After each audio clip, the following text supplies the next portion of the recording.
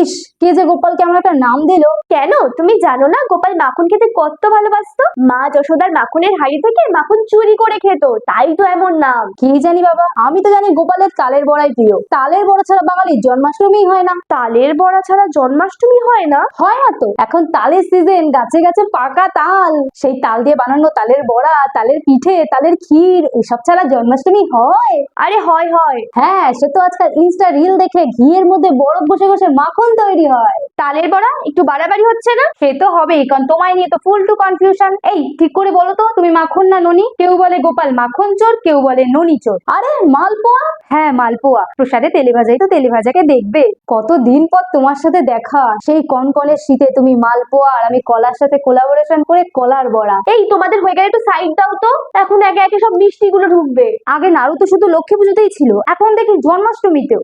না না, জন্মাষ্টমীতে আমি বরাবরই আছি। আমার গোপাল ভালো খায় বলেই তো গোপালের নাম নাড়ু গোপাল।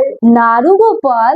হ্যাঁ, আর আমার দাদা লাড্ডুকে খায় বলে নাম লাড্ডু গোপাল। তোমরা যে যাই বলো ভাই, গোপালের তো লুচি পায়েসই চাই। এই মালপোয়া, ওটা লুচি পায়েস না? হ্যাঁ ওরাই তো। লুচি পায়েস ছাড়া প্রসাদ হয় নাকি? লুচিদা, তোমার সাথে সেদিন প্রসাদে ওটা সুজি ছিল না? সুজি? সুজি কি করছিল তোমার সাথে? আরে সুজি কেন থাকবে, ওই তো ভুল দেখেছে। আমার ফেলে তুমি সুজির সাথে? আরে ও কাজ যে কাঁদুক, তোমরা বলো, তোমরা আমাদের ফেসবুকে ভিডিও দেখছো কিন্তু ইউটিউবে কেন দেখছো না? রিপান দীপা নামেই আছে। এবার থেকে আমরা ওখানে ব্লগ, সাথে বিহাইন্ড দ্য সিনও শেয়ার করবো। এই তাড়াতাড়ি যাও তো, সাবস্ক্রাইবটা করে নাও। Hi, I am cake.